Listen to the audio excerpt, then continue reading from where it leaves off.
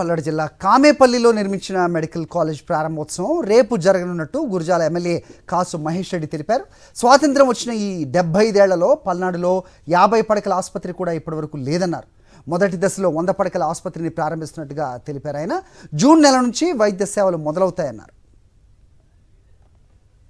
పల్నాడు నడిబొడ్డులో గురజాల నియోజకవర్గంలో పిడుగురాళ్ల పట్టణ అతి సమీపాన మెడికల్ కాలేజీలోని మొట్టమొదటి ఫేజ్ 100 పడకల కొరకు సమాయత్తం చేసిన భవనాన్ని రేపు ప్రారంభించబోతున్నాం.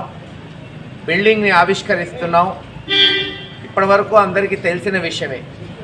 గడిచిన 75 సంవత్సరాలలో స్వతంత్రం వచ్చిన తర్వాత కనీసం గురజాల నియోజకవర్గంలో కానీ పల్నాడులో కానీ లేదు, అటు మాచర్ల గురజాల కలుపుకొని కనీసం సరైన 50 పడకల హాస్పిటల్ లేదు. 2019లో జగన్మోహన్ రెడ్డి గారు ముఖ్యమంత్రి అయిన నెల రోజులకి మేమందరం కూడా ముఖ్యమంత్రి గారిని అభ్యర్థించాం.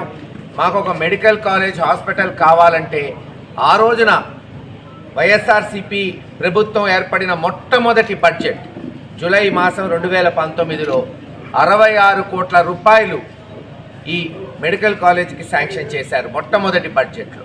స్టాఫ్ను కూడా 1-2 మంత్స్లో అలాట్ చేస్తాం. మొత్తం కూడా జూన్ మాసం నుంచి మినిమం 100 పడకల హాస్పిటల్ మన పల్నాడు ప్రజలకు సేవలు అందించడానికి ప్రారంభమవుతుంది. ఇది చరిత్రలో మిగిలిపోతుందని మీ అందరికీ తెలియజేస్తున్నాం.